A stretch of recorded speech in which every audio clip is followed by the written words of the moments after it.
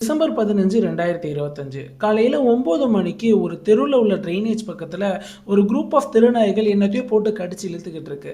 அங்கே உள்ள மக்களுக்கு அது என்னன்னே தெரியல. சரி, கிட்ட போய் பார்க்கலான்னு கொஞ்சம் நெருக்கமாக போக ட்ரை பண்ணுறாங்க. அப்போ அவங்களால கிட்டேயே போக முடியலன்னா அந்த அளவு அழுகுன நாத்தம் அடிச்சிருக்கு. அப்படியுமே ஒரு சில இளைஞர்கள் அதை போய் என்னன்னு எட்டி பார்த்துருக்காங்க. அவங்களுக்கு மிகப்பெரிய அதிர்ச்சி. ஏன்னா அது ஒரு மனித உடம்பு, கைகள் இல்லை, கால்கள் இல்லை, தலை இல்லை. அந்த உடம்பு பகுதியை அந்த 4-5 நாய்கள் போட்டு கடிச்சு கொதறிட்டு இருந்திருக்கு. அது மட்டும் இல்லாமல் அந்த உடல் முழுசாவே அழுகின நிலையில் இருந்திருக்கு. உடனே அங்கே உள்ள லோக்கல் போலீஸ் ஸ்டேஷனுக்கு தகவல் தெரிவிக்கிறாங்க. போலீஸும் ஃபாரன்சிக் டீமோட அந்த இடத்துக்கு வராங்க. வந்தோடனே அந்த ஒரு சடலத்தை கைப்பற்றிட்டு அவங்களால சுத்தமாக ஐடென்டிஃபை பண்ண முடியாது. ஏன்னா தலையும் இல்லை, கையும் இல்லை, காலும் இல்லையா. சரின்னு என்ன செய்கிறாங்க அப்படின்னா ஒரு 5 நாள் மார்ச்சரியில் வைக்கலாம் அப்படின்னு மார்ச்சரியில் வைக்கிறாங்க. ஸோ பார்த்தா யாருமே அடையாளம் காண வரவே இல்லை. சரி, என்ன செய்கிறாங்க அப்படின்னா கரெக்டாக டிசம்பர் 20 அந்த ஒரு பாடியை போஸ்ட்மார்ட்டத்துக்கு அனுப்புகிறாங்க. அப்போ போலீஸ்க்கு ஒரு முக்கிய தகவல் கிடைக்கிது. ஏன்னா அந்த பாடியோட லெஃப்ட் ஹேண்ட் ஷோல்டரில் ராகுல் அப்படின்னு ஒரு பச்சை குத்தி இருக்கு. சரின்னு இந்த ஒரு க்ளூவை வச்சு போலீஸ் என்ன செய்கிறாங்க அப்படின்னா அந்த ஒரு லோக்கல் போலீஸ் ஸ்டேஷன்லேயே எதனா கம்ப்ளைண்ட் ரெக்கார்ட்ஸ் ஃபைல் ஆகிருக்கா, கடந்த ஒரு வாரத்திலயோ இல்லை 2 வாரத்திலயோ ராகுல் அப்படின்றவங்க எதனா மிஸ்ஸிங் கம்ப்ளைண்ட்ஸ் இருக்கா அப்படின்னு செக் பண்ணுறாங்க. அப்போ தான் ஒரு அதிர்ச்சியான தகவல் ஒன்று கிடைக்குது. கரெக்டாக நவம்பர் 24 ரூபி அப்படின்ற ஒரு பெண் ஒரு மிஸ்ஸிங் கம்ப்ளைண்ட் ஃபைல் பண்ணியிருக்காங்க. தன்னோட கணவரான ராகுலை காணோம் அப்படின்ட்டு. உடனே போலீஸ் இது ரெண்டையும் மேட்ச் பண்ணி பார்த்து அந்த ரூபியை அந்த ஒரு சடலத்தை பார்க்கறதுக்காக அழைச்சிட்டு வராங்க. அழைச்சிட்டு பார்க்குறப்பே ரூபி என்ன சொல்கிறாங்க அப்படின்னா ஒரு 2-3 செகண்ட் கூட அந்த சடலத்தை பார்க்கலையா, பார்த்த உடனே இது என் கணவர் இல்லை அப்படின்ற மாதிரி சொல்கிறாங்க. ஏமா நீ தாம்மா ராகுல்ன்ற கம்ப்ளைண்ட் பண்ணியிருக்க, கொஞ்சம் செக் பண்ணி பாருமா, நல்லா செக் பண்ணி சொல்லு அப்படின்ற மாதிரி போலீஸ் சொல்லியிருக்காங்க. அப்படியுமே ஒரு மாதிரி போலீஸ்கிட்ட எதிர்த்து பேச ஆரம்பிச்சிருக்கா. அதாவது ரொம்ப கான்ஃபிடென்ட்டாக பேசியிருக்கா. என்ன சொல்லியிருக்கா அப்படின்னா என் கணவரை பற்றி எனக்கு தெரியாதா, ஒரு தலை இல்லாத முண்டம், கை கால் இல்லாத முண்டத்தை காட்டி என் கணவர்னு ஏற்றுக்க அப்படின்னு சொல்கிறீங்க, எப்படி என்னால் என் கணவர்னு சொல்ல முடியும் அப்படின்ற மாதிரி ஒரு மாதிரி எதிர்த்து பேசியிருக்கா. அப்போயே போலீஸ்க்கு ஒரு மிகப்பெரிய சந்தேகம் எழுப்பி இருக்கு.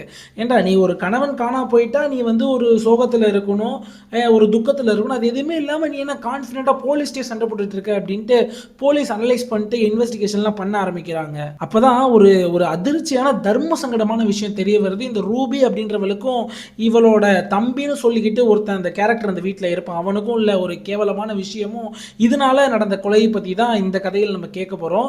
ஸோ உண்மையிலே சொல்கிறாங்க, ரத்தம் உரைய வைக்கிற மாதிரி இருக்கும். ஏன்னா அந்தளவு ப்ரீ பிளான்டு மர்டர், ஒரு ஹாலிவுட் கிரைம் கதையே மிஞ்சிரும் அப்படின்னு தான் சொல்லணும். முழு கதையை பார்க்கறதுக்கு மறக்காம வீடியோ முழுசாக பாருங்க. அதுக்கு முன்னாடி ஒரு லைக் பண்ணிட்டு உங்களுக்கு கிரைம் கதைகள் கேட்க பிடிக்கும் அப்படின்ற பட்சத்தில் நம்ம சேனலுக்கு சப்ஸ்கிரைப் பண்ணிக்கோங்க. ஐயா, இந்த கதையை சொல்றதுக்கு முன்னாடி இந்த குடும்பத்தை பற்றி சொல்லிடுறேன். இந்த குடும்பத்தில் 2 பேர், ரூபி, ராகுல். இவங்க 2 பேருமே லவ் பண்ணி கல்யாணம் பண்ணியிருக்காங்க. கிட்டத்தட்ட 15 வருஷம் ஆச்சு அவங்க கல்யாணம் பண்ணி. இவங்களுக்கு 2 குழந்தைங்க, 10 வயசுல ஒரு பையனும் 12 வயசுல ஒரு பெண் குழந்தையும் இருக்காங்க. ரொம்ப சந்தோஷமே வாழ்ந்துட்டு இருக்காங்க. இந்த ராகுல், இந்த கணவரை பத்தி சொல்லணும் அப்படின்னா உண்மையிலேயே ரொம்ப கடின உழைப்பாளியும், அது மட்டும் இல்லாமல் ரொம்ப நேர்மையான ஆளும் கூட. இவர் என்ன செய்யறாரு அப்படின்னா ரூபியை கல்யாணம் பண்ணிட்டு ரூபியோட சொந்த ஊருக்கே குடி போறாரு. அங்க போயிட்டு இவர் சேர்த்து வச்சிருந்த சேவிங்ஸை வச்சு ஒரு மிகப்பெரிய வீடு ஒன்று கட்டுறாரு. வீடு கட்டினது மட்டும் இல்லாம நல்லபடியா அந்த குடும்பத்தையும் பார்த்துட்டு இருந்திருக்காரு. இந்த ராகுலோட தொழில் என்ன அப்படின்னு கேட்டீங்கன்னா இவர் ஒரு கொத்தனார். அது மட்டும் இல்லாம இந்த விலை உயர்ந்த ஷூஸ், செருப்பு இதையுமே இவர் தப்பாராம். ஸோ இதனால இவரோட வீட்டு மாடியில் இவரோட வீடு இதெல்லாம் வச்சுக்கிட்டு இவரோட அந்த ஃபர்ஸ்ட் ஃப்ளோரில் இந்த ஷூ தைக்கிற பிஸ்னஸையும் இவர் சூப்பராக செஞ்சுட்டு வர்றாருன்னு சொல்லலாம். அந்த சைடு ரூபியை பற்றி பார்த்தீங்கன்னா அப்படியே ஆப்போசிட்டியா. எந்த அளவு இந்த ராகுல் அப்படின்ற புருஷன் நல்லவன் நேர்மையானவனோ இவ அதுக்கு எல்லாமே ஆப்போசிட். இவ எந்த மாதிரியான கேரக்டர் அப்படின்னா நிறைய இல்லீகல் ஆக்டிவிட்டீஸ், இன்எத்திக்கல் ஆக்டிவிட்டீஸ், இந்த மாதிரியான ஆக்டிவிட்டீஸில் அதிகமாக ஈடுபடுறவ. நான் எதை சொல்கிறேன் அப்படின்னா இவ அந்த பிளாக்ல சரக்கு விற்கிறது, இந்த மாதிரி போதைப் பொருட்கள் விற்கிறது, இந்த மாதிரிலாம் செஞ்சுட்டு இருப்பாங்களாம். இதை விட ஒரு கேவலமான விஷயம் என்ன அப்படின்னா இவ அந்த ஒரு ஏரியாவில் உள்ள ஆண்கள் மத்தியில் மிகப்பெரிய ஃபேமஸ். அது மட்டும் இல்லாமல் இவ அந்த இன்ஸ்டாகிராம், ஃபேஸ்புக் மூலியமா ஆண்களை ஏமாற்றி பணம் பறிக்கிற கும்பலோட இவ லிங்க் வச்சுக்கிட்டு அந்த மாதிரி செஞ்சுக்கிட்டு இருப்பாளாம். இன்னொரு முக்கியமான விஷயம் என்ன அப்படின்னா யாராவது ஒரு ஆண் இவள்கிட்ட எதனா சண்டைக்கு போனாலோ எதனா சின்ன பிரச்சனை இருந்தாலோ உடனே போலீஸ் ஸ்டேஷனில் போயிட்டு அந்த ஆண் என்னை கெடுத்துட்டான் அப்படின்ற மாதிரி கம்ப்ளைண்ட் பண்ணி அந்த கம்ப்ளைண்ட்டை வாபஸ் வாங்கணும் அப்படின்னா எனக்கு ஒரு மாதிரி காசு கொடு அப்படின்ட்டு காசு மிரட்டி வாங்கிடுவாங்களாம். இதனாலேயே அந்த ஏரியாவில் உள்ள மக்கள் இந்த குடும்பத்தில் அந்த அளவு வச்சுக்க மாட்டாங்களாம். என்ன காரணம் அப்படின்னா இவ எதுக்கு அடுத்தாலப்பா இந்த மாதிரி தவறுதெல்லாம் கம்ப்ளைண்ட் கொடுத்துரும் அப்படின்ட்டு யாருமே இந்த குடும்பத்தை கண்டுக்கவே மாட்டாங்களா அங்கே உள்ள ஏரியாவில் உள்ள மக்கள். அதுக்கடுத்து இந்த ரூபிக்கு தம்பி ஒருத்தர் இருக்கான், அவனோட பேர் ஜுக்னு. அவன் எப்படியாப்பட்ட கேரக்டர் அப்படின்னா அந்த ஏரியாலேயே ஒரு பயங்கரமான கொள்ளக்காரன். அவன்கிட்ட ஒரு 10 நிமிஷம் தனியாக நின்று பேசினாலே நம்ம ஃபோன் அடிச்சுட்டு போயிடுவானா. அந்த அளவு திருட்டு பையலாம், பார்க்குற எல்லா பொருளையுமே திருடுவானா. இதில் முக்கியமான விஷயம் என்ன கேட்டிங்கன்னா திருடிட்டு எங்கே கொண்டு வந்து கொடுப்பான் அப்படின்னா ரூபிட்ட தான் எடுத்துகிட்டு வந்து கொடுப்பானா. அதுவும் அந்த ரூபி வீட்டிலே தான் இருப்பானா. அவன் போலீஸ் இவன் அரெஸ்ட் பண்ண ரூபி வீட்டுக்கு வந்தாலும் கூட இந்த ரூபியானவ நேரா முன்னாடி வந்து நின்றுட்டு போலீஸ்ட்ட சண்டை போடுவாளாம். என் தம்பியெல்லாம் அரெஸ்ட் பண்ண முடியாது உங்களால, யார் நீங்க என் தம்பி அரெஸ்ட் பண்ண, உங்கள்கிட்ட என்ன ஆதாரம் இருக்கு அப்படின்ட்டு போலீஸ்டே ரொம்ப ரகலை பண்ணுவாளாம் இந்த ரூபி. இப்போ இந்த சம்பவங்கள்லாம் நடந்துகிட்டு இருக்கப்ப அந்த தம்பி எங்க இருக்கான் அப்படின்னா ஜெயிலில் இருக்கான். சரி ரைட், இப்போ நம்ம கதைக்கு வரோம். அபிஷேக் அப்படின்ற ஒருத்தர் இருக்கான். இந்த அபிஷேக்கும் ரூபிக்கும் ஒரு சின்ன தொடர்பு ஏற்படுது. இது எப்படி அப்படின்னா, இந்த ரூபியானவளை பத்தி ஆல்ரெடி நான் சொல்லிட்டேன், கேவலமான பொய் கேஸ் போட்டு காசு சம்பாதிக்கிறவ. இது வந்து அபிஷேக்கு தெரிய வருது.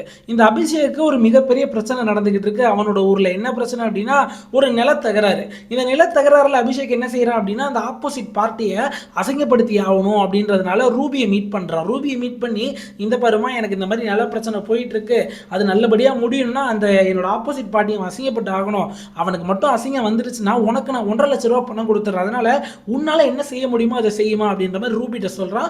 அதனால ரூபி என்ன செய்யறா அப்படின்னா, ஒரு கேவலமான தப்பான கேஸை போடுறா அந்த ஆப்போசிட் பார்ட்டி மேல. என்ன போடுறா அப்படின்னா, என்ன இந்த மாதிரி கெடுத்துட்டாரு இவர் அப்படின்ற மாதிரி போலீஸ் ஸ்டேஷன்ல கேஸ் போடுறா. இதனாலே வந்து அந்த ஆப்போசிட் பார்ட்டி ரொம்ப மன உளைச்சலுக்கு ஆளாகிறாரு. ஸோ இந்த அபிஷேக் அப்படின்றவன் ரொம்ப நன்றி அப்படின்னு ரூபிக்கு ஒரு 1.5 லட்சம் ரூபாய் பணத்தை கொடுக்குறான். இதுக்கப்புறம் அந்த அபிஷேக்கும் ரூபிக்கும் இடையில உள்ள பழக்கம் ஒரு தப்பான உறவா மாறுது. அபிஷேக் அடிக்கடி வீட்டுக்கு வந்துட்டு போவானா. அது மட்டும் இல்லாமல் முக்கியமான விஷயம் என்ன அப்படின்னா, இந்த 2 குழந்தைகளும் ஒரு நாள் கேட்டிருக்கு அந்த ரூபி என்ன தாயிட்ட, இவர் யார் அடிக்கடி நம்ம வீட்டுக்கு வராங்களே அப்படின்ட்டு. அப்போ என்ன சொல்லியிருக்கா அப்படின்னா, இவர் வந்து மாமா உங்களுக்கு, இவர் வந்து என்னோட தம்பி அப்படின்ற மாதிரி சொல்லியிருக்கா இந்த ரூபி. இந்த கருமமான விஷயம் எதுவுமே கணவனான ராகுலுக்கு தெரியவே தெரியாதுங்க. இதில் இன்னொரு கேரக்டர் ஒருத்தர் வரான், அவனோட பேர் தான் கௌரவ். அந்த கௌரவ் யாருன்னு பார்த்தீங்கன்னா அபிஷேக்கோட ரொம்ப க்ளோஸ் ஃப்ரெண்டு. அபிஷேக் அந்த கௌரவ்கிட்ட இந்த மாதிரி ரூபின்றவே என்னோட ஃப்ரெண்டு ஒருத்தி இருக்கா, இந்த மாதிரி நான் அவ கூட தப்பான ரிலேஷன்ஷிப்பில் இருக்கேன் அப்படின்னு சொல்லி கௌரவை இன்ட்ரடியூஸ் பண்ணி வைக்கிறான். இந்த ரூபிக்கு ஒரு மாதிரி கௌரவ மேலேயும் ஆசை வந்துருச்சு. அங்கே உள்ள மக்கள் இந்த ரூபியோட குடும்பத்தை சார்ந்தவங்க எல்லாம் இவன் யாரு அப்படின்ற மாதிரி கேட்குறப்ப, இவன் என்னோட தம்பி தான் அப்படின்ற மாதிரி சொல்லி வைக்கிறான் இந்த கௌரவை. இந்த கௌரவம் அடிக்கடி வீட்டுக்கு வந்துகிட்டே இருக்காங்க. அதாவது அபிஷேக் நார்மலாக தான் வந்து கௌரவை இன்ட்ரடியூஸ் பண்ணி வச்சான். ஆனால் என்ன நடக்குது அப்படின்னா, அந்த இடத்துல ரூபிக்கு அபிஷேக் விட கௌரவ ரொம்ப பிடிச்சிருது. அதனால ரொம்ப அதிகமான டைம் ஸ்பெண்ட் பண்ண ஆரம்பிக்கிறான் அந்த கௌரவ கூட. இது எதுவுமே அபிஷேக்கும் தெரியாதான் எத்தனை அஃபேர் அப்படின்றது அந்த இடத்துல நீங்கள் நோட் பண்ணுங்க. அது மட்டும் இல்லாமல் தம்பி அப்படின்ற ஒரு விஷயத்தை வச்சு வெளி மக்கள் வெளி ஊரில் உள்ளவங்க எல்லாருக்குமே தம்பி தம்பி தம்பி வீட்டுக்கு வர்றாரு, தம்பி வெளியே போகிறாருன்னு அர்த்தம். ஆனால் இவளுக்கு அது ஒரு கேவலமான ரிலேஷன்ஷிப். இவரே என்னன்னு சொல்லி பிள்ளைங்கள்ட்ட இன்ட்ரடியூஸ் பண்ணுறா, இவர் வந்து உங்களோட சின்ன மாமா அப்படின்ற மாதிரி இன்ட்ரடியூஸ் பண்ணி வைக்கிறா. ஐயா இவன் இந்த கேவலமான ரிலேஷன்ஷிப் வச்சிருக்கால அபிஷேக் கௌரவ கூட. இந்த கௌரவுக்கு இவ அபிஷேக் கூட ரிலேஷன்ஷிப்ல இருக்கா அப்படின்றது தெரியும், தெரிஞ்சாதான் இவன் வந்து இவ கூட இருக்கா. அபிஷேக் இது எதுவுமே தெரியாது, இருந்தாலும் இதை ஒரு மாதிரி பெர்ஃபெக்டா மெயின்டைன் பண்ணியிருக்கா, யாருக்குமே தெரிஞ்சிடக்கூடாது இவனுக்குள்ள அப்படின்றதுனால தனித்தனி செப்பரேட் டேஸ் இவங்களுக்கு ஷெடியூல் மாதிரி வகுத்து அவங்கள அந்த டைம்ல வீட்டுக்கு கூப்பிடுறது, இந்த மாதிரி விஷயங்கள்லாம் நடந்துகிட்டு இருக்கு. இந்த சைடு ராகுல பார்த்தா குடும்பத்துக்காக உழைச்சு கொட்டிக்கிட்டு இருக்காருன்னே சொல்லலாம். ஒரு நாள் என்ன நடக்குது அப்படின்னா, அபிஷேக்கு தெரியாம கௌரவ வீட்டுக்கு வர சொல்லிடுறா. கௌரவும் இந்த ரூபியும் தனிமையில இருக்காங்க. தனிமையில இருந்துகிட்டு இருக்கப்பயே அபிஷேக்கும் வீட்டுக்கு வந்து அந்த விஷயத்தை பார்த்துடுறான். பார்த்தோன்னே ரொம்ப அதிர்ச்சியாகி அபிஷேக் அங்கேயே ரூபியை கண்ணா பின்னாடி திட்ட ஆரம்பிக்கிறான். திட்டினது மட்டும் இல்லாம இனிமேல் உன் முகத்திலேயே நான் முழிக்க மாட்டேன் அப்படின்னு அபிஷேக் இந்த ரூபிட்டேருந்து கலண்டுக்கிட்டு அவனோட வாழ்க்கையை பார்க்க போயிட்டான். இப்போதாங்க சம்பவத்தோட கதையை ஆரம்பம். இப்போ ரூபி இந்த கௌரவ் அப்படின்றவங்க கூட ஒரு அஃபேர்ல இருக்கா இல்லையா. ஒரு நாள் என்ன நடக்குது அப்படின்னா, ராகுல் ரூபிட்ட வந்து கேட்குறாரு, இந்த மாதிரி நான் வந்து கொஞ்சம் வெளியில போகணும், நான் வர லேட் ஆகும்னு நினைக்கிறேன், ஏன்னா என்னோட ஊர்ல இருக்க அத்தை பொண்ணுக்கு கல்யாணம், ஸோ அதனால நான் நிறைய விஷயங்களை நான் தான் முன்னெடுத்து பண்ணணும், அந்த கல்யாணத்துக்கு எனக்கு தேவையான பொருட்கள்லாம் நான் வாங்க போறேன், ஸோ வாங்கிட்டு டைம் இருந்தா அவங்கள போய் பார்த்துட்டு வந்துடுறேன், அதனால லேட் ஆகும் நான் வரத்துக்கு அப்படின்னு ஒரு மாதிரி மேலப்பெல்லாம் சொல்லிட்டு ராகுல் வீட்டை விட்டு கிளம்ப ஆரம்பிக்கிறாரு. ரூபி என்ன நினைச்சிடறா அப்படின்னா, சரி ஓகே நம்மளோட கணவன் ஏதோ கல்யாண வேலையா வெளியே போறாரு, எப்படியும் வரத்துக்கு ஒரு 2-3 நாள் ஆகும் போல, அதனால தான் லேட் ஆகும்னு சொல்லிட்டு போறாரு அப்படின்ட்டு இந்த சைடு கௌரவுக்கு ஃபோன் அடிச்சு கூப்பிட ஆரம்பிக்கிறா. கௌரவ் இந்த மாதிரி என்னோட புருஷன் வந்து வீட்டில் 2-3 நாள் வெளியே போறாரு, நீ இங்கே வந்து தங்கிரு அப்படின்ற மாதிரி ஃபோன் அடிச்சு கூப்பிட ஆரம்பிக்கிறா. கௌரவம் சரி ஓகே நான் வந்துடுறேன் அப்படின்ட்டு நைட்டு 11 மணிக்கு வரான். இதன் அடிப்படையில் அந்த குழந்தைங்க இருக்கு இல்லையா, இந்த ரூபி என்ன செய்யறா அப்படின்னா, அந்த வீட்லயே நான் சொன்ன தரைத்தளம் ஒன்று இருக்கும், மேல்தளம் ஒன்று இருக்கும். அந்த தரைத்தளத்திலேயே ஒரு ஸ்டோரேஜ் ஏரியான்னு சின்ன ஏரியா இருக்கு. அந்த 2 பிள்ளைங்களையும் தன்னோட அந்த ஆண் குழந்தையும் பெண் குழந்தையும் என்ன சொல்றா அப்படின்னா, நீங்க 2 பேரும் கீழே போய் ஸ்டோரேஜ் ரூம்ல படுத்துக்கங்க அப்படின்ற மாதிரி சொல்றா. அந்த குழந்தைகளுக்கு ஒண்ணுமே தெரியல, சரி அம்மா அப்படின்னு சொல்லிட்டு ஸ்டோரேஜ் ரூம்ல பாய் தலவாணி எல்லாம் எடுத்துட்டு போய் படுக்க போயிருதுங்க. கௌரவம் நைட்டு வந்துடுறா. இவங்க 2 பேரும் தனிமையில இருக்காங்க. என்ன நடக்குது அப்படின்னா, போன ராகுல் என்ன யோசிச்சான்னு தெரியல, சரி ஓகே நம்ம பொருள்லாம் வாங்கியாச்சு, இன்னொரு நாள் போய் செஞ்சுக்கலாம், நம்ம வீட்டுக்கே போகலாம் அப்படின்ட்டு கரெக்டா நைட்டு 2 மணிக்கு தன்னோட வீட்டுக்கு வரான். வந்த ராகுலுக்கு கதவு வெளியில பூட்டி இருக்கு. நான் அடிச்சு பார்க்குறேன், யாருமே திறக்கல. சரின்னு பின்வாசல் வழியா போறான் ராகுல். பின்வாசல் வழியா உள்ள போன ராகுலுக்கு மிகப்பெரிய அதிர்ச்சிங்க. தவறான சிச்சுவேஷன்ல தன்னோட பொண்டாட்டியும் அந்த கௌரவையும் பார்த்துறான். பார்த்த புருஷனுக்கு ஒரே அதிர்ச்சி. வந்துருச்சு ராகுலுக்கு. அதாவது என்னடா இவ்வளோ கேவலமா இருக்கீங்க, தம்பின்னு சொன்னதுனால தானடா உன்னை நான் வீட்டுக்குள்ளேயே விட்டேன், நீ என்ன இவ்வளோ ஒரு கேவலமான விஷயத்தை என் பொண்டாட்டி கூட பண்ணிக்கிட்டு இருக்கேன்னு ரொம்ப கோவத்துல கத்த ஆரம்பிக்கிறான். கீழே உள்ள பிள்ளைங்க எழுந்திரிச்சிருவாங்க அப்படின்னு ரூபி என்ன சொல்றா, அமைதியாரு அமைதியாரு, பேசிக்கலாம் பேசிக்கலாம்னு சொல்லிக்கிட்டு இருக்கா.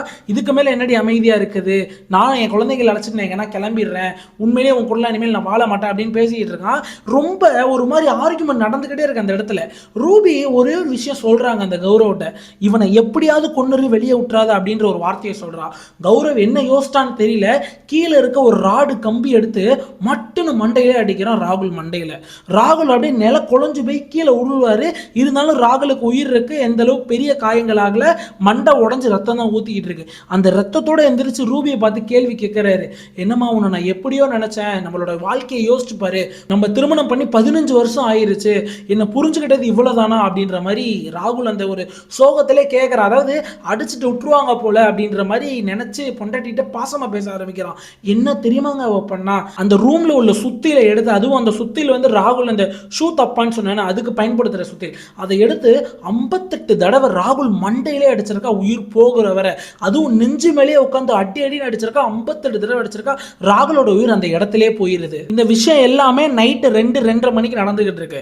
அடிச்சு கொன்னோனே முடிவு பண்ணிட்டானுங்க, சரி நம்ம எப்படியாவது நாளைக்கு இந்த பாடியை எதுனா பண்ணி ஆகணும், இல்லை நம்ம போலீஸ்ட்ட மாட்டிக்கலாம் அப்படின்னு யோசிச்சுட்டு நேராக 2 பேருமே கீழே இறங்கி போய் அந்த குழந்தைங்க தூங்குது இல்லையா ஸ்டோரேஜ் ரூமு, அதுக்கு வாசல்லே சேரை போட்டு உட்காந்துடுறானுங்க. குழந்தைங்களுக்கு காலைல 6 மணிக்கெல்லாம் எந்திக்குது. அவசர அவசரமாக குழந்தைங்களை அந்த ஸ்டோரேஜ் ரூம்லேயே கிளப்பி விடுறாங்க. அப்பயே அந்த பிள்ளைங்க கேட்குது, ஏமா நம்ம ரூமில் போய் கிளம்பலாம்ல, இங்கேயாம கிளம்பிட்டு இருக்கோம் அப்படின்ட்டு. அதெல்லாம் இல்லை, இன்னைக்கு இங்கே தான் நீ கிளம்பணும் அப்படின்ற மாதிரி அந்த 2 பிள்ளைங்களையுமே ஸ்டோரேஜ் ரூம்லேயே ஃபுல்லாக கிளப்பி விட்டு ஸ்கூலில் கொண்டு போய் சீக்கிரமே விட்டுறானுங்க. சீக்கிரமாக விட்டுட்டு இவனுங்க 2 பேரும் பிளான் போடுறாங்க. அதாவது நான் ஒரு சில பொருள்லாம் சொல்கிறேன், அதெல்லாம் வாங்கிட்டு வந்துரு அப்படின்னு இந்த ரூபி சொல்கிறா. என்னென்ன பொருள் அப்படின்னா, ஃபர்ஸ்ட் அந்த டெயில் கட்டர் மிஷினு, அந்த வீட்டில் டெயில்ஸ் போகிறப்ப கட் பண்ணுவாங்களே டெயில்ஸ் கட்டர் மிஷினு, ஸோ நிறைய பாலித்தீன் பேக்ஸ், அப்புறம் 2 பெரிய டிராவல் பேக்ஸ். 2 பேருமே இந்த வேலையை பிரிச்சுக்கிறானுங்க. கௌரவ் அனுப்பி நீ அந்த கட்டர் மிஷின்லாம் வாங்கிட்டு வந்துரு, நான் பாலித்தீன் பேக்கும் டிராவல் பேக்கும் நான் வாங்கிட்டு வரேன் அப்படின்னு வீட்டில் இருந்த காசு எடுத்து போய் பொருள்லாம் வாங்கிட்டு வரானுங்க. பொருள்லாம் வாங்கிட்டு வந்து கிட்டத்தட்ட 19 பீஸா வெட்டுறானுங்க அப்படின்னு நினைக்கிறேன். அந்த சரியான கவுண்ட் எனக்கு மறந்துருச்சு. ஆனால் கைகளை தனியாக வெட்டிடுறானுங்க, கால்களை தனியாக வெட்டிடுறானுங்க, தலையை தனியாக வெட்டிடுறானுங்க. வெட்டிட்டு ஒரு பெரிய லார்ஜ் சூட் கேஸில் தலையையும் காலையும் வச்சிடறானுங்க. இன்னொரு பெரிய லார்ஜ் சூட் கேஸில் அந்த உடம்பு பகுதியும் கைப்பகுதியும் வச்சிடறானுங்க. வச்சு ஃபுல்லாக க்ளோஸ் பண்ணி வைக்கிறானுங்க. அந்த பாடி பார்ட்ஸ் எல்லாமே பாலித்தீன் கவரில் ஃபுல்லாக ரேப் பண்ணி தான் வைக்கிறானுங்க. கிட்டத்தட்ட இவனுங்க அந்த விஷயம்லாம் முடிக்கிறதுக்கு மத்தியானம் 2 மணி ஆயிடுது. ஸோ இதெல்லாம் முடிச்சப்பறம் வீட்டை பார்க்குறானுங்க. வீடு முழுக்க ஒரே ரத்த வாடை அடிக்குது. வீடு முழுக்க வெறும் ரத்த கரைகளாக இருக்கு. உடனே இந்த ரூபி கௌரவ பார்த்து என்ன சொல்கிறா அப்படின்னா, இங்கே பாரு, நான் உன்கிட்ட கொஞ்சம் காசு கொடுக்குறேன், நீ நேராக ஸ்கூலுக்கு என் பிள்ளைங்களை கூப்பிட போ, என் பிள்ளைங்களை அழைச்சிட்டு வீட்டுக்கு கூப்பிட்டு வந்துடாத, இந்த ஃபோனை கையில் வச்சுக்க, நம்மளோட பிள்ளைங்களை எதனா நல்ல ஹோட்டலுக்கு அழைச்சிட்டு போய் சாப்பாடு வாங்கி கொடு, எதனா கிரவுண்டுக்கு கூட்டி போய் விளையாட வை, நான் ஃபோன் அடிச்ச அப்புறம் கூப்பிட்டு வந்தால் போதும், அப்படி இல்லைனா நானே இந்த இடத்துக்கு வந்துடுறேன், நீ எந்த இடத்துல இருக்கேன்னு எனக்கு ஃபோன் அடிச்சு சொல்லு, அதுக்கு முன்னாடி நம்ம வீடை ஃபுல்லாக நான் க்ளீன் பண்ணி வைக்கிறேன் அப்படின்ட்டு கௌரவோட வண்டி சேவையை கொடுத்து பிள்ளைங்களை போய் நீ பாரு அப்படின்னு அமுச்சு வைக்கிறா. அந்த அமுச்சு விட்ட கேப்ல இவ ஃபுல்லாக வீடெல்லாம் சுத்தம் பண்ணிக்கிட்டு இருக்கா. கௌரவம் நேராக அப்போ அந்த பிள்ளைங்க இருக்க ஸ்கூலுக்கு போகிறான், பிள்ளைங்களை அழைக்கிறான். பிள்ளைங்களை அழைச்சிட்டு ஒரு ரெஸ்டாரண்ட்டுக்கு அழைச்சிட்டு போய் நல்லா சாப்பாடுலாம் வாங்கி கொடுத்துட்டு இருக்கான். வாங்கி கொடுத்துட்டு இருக்கப்பே ரூபி ஃபோன் அடிக்கிறா, எல்லா வேலையும் நான் இங்கே முடிச்சிட்டேன் அப்படின்னு ஃபோன் அடிக்கிறா. சரி ஓகே, நீ இப்போ நேராக அந்த ரெஸ்டாரண்ட்டுக்கு வா அப்படின்னு அந்த லொக்கேஷன்லாம் சொல்கிறான். ரூபி அந்த இடத்துக்கு போயிட்டு அப்படியே அப்பயே வந்த மாதிரி எல்லாரும் ஒன்றா சாப்பிட்டுட்டு என்ன சொல்கிறா அப்படின்னா, பிள்ளைங்களை பார்த்துட்டு ரூபி, இன்னைக்கு நைட்டு வந்து நம்ம வந்து ஒரு லாங் ட்ரிப் போகிறோம் காரில், நம்ம ஜாலியாக போயிட்டு வரலாம் அப்படின்ற மாதிரி சொல்கிறா. அந்த பிள்ளைங்களும் ரொம்ப சந்தோஷத்தில் ஆழ்ந்து போகுதுங்க. அது சின்ன பிள்ளைங்க, தன்னோட அப்பா ஏதோ ஒரு கல்யாண வேலையாக வெளியூருக்கு போயிருக்காங்க அப்படின்றதான் அந்த பிள்ளைங்களோட நினைப்பு. என்ன செய்கிறாங்க அப்படின்னா, கௌரவ் ஒரு காரை வாடகைக்கு எடுக்கிறானுங்க. காரை வாடகைக்கு எடுத்துட்டு வீட்டில் வந்து நிப்பாட்டுறானுங்க. வீட்டுக்குள்ளேருந்து நைட் அந்த 2 லார்ஜ் சூட் கேஸையும் வெளியில் எடுத்து வந்து காரோட டிக்கியில் வைக்க போகிறாங்க. அப்போ அந்த பொண்ணு இருக்கு இல்லையா, அந்த குழந்தை, அது கேட்குது, என்னம்மா இது இவ்வளோ பெரிய சூட் கேஸாக இருக்குது அப்படின்ட்டு, என்ன இருக்கு உள்ள அப்படின்ட்டு துறக்க போயிருக்கு அந்த புள்ள. உடனே ரூபி என்ன சொல்கிறா அப்படின்னா, இதெல்லாம் தொடக்கூடாதுமா, ஏன்னா இதில் இருக்கிறது வந்து ஒரு பூஜை பொருட்கள், இதெல்லாம் யூஸ் செய்யப்பட்ட பூஜை பொருட்கள், இதை வந்து நம்ம வந்து கங்கா ஆற்றுல வந்து போட போகிறோம் அப்படின்ற மாதிரி சொல்லுது. சரியம்மா அப்படின்னு சொல்லி எல்லாம் காரில் உட்காந்துடுறாங்க. நைட்டு ஒரு பெரிய டிரைவ் போகிறானுங்க. கிட்டத்தட்ட இவங்க வீட்டிலேருந்து ஒரு 50 கிலோமீட்டர் பெரிய டிரைவுங்க. 50 கிலோமீட்டருக்கு அங்கிட்டு போயிட்டு ஒரு சூட் கேஸ் என்ன செய்கிறாங்க அப்படின்னா ஆற்றுல தூக்கி எடுத்துட்டு வந்துடுறாங்க. ஒரு சூட் கேஸ் ஆற்றுல தூக்கி வந்துட்டு திருப்பி ஒரு சூட் கேஸை திருப்பி எடுத்துட்டு வந்துடுறானுங்க.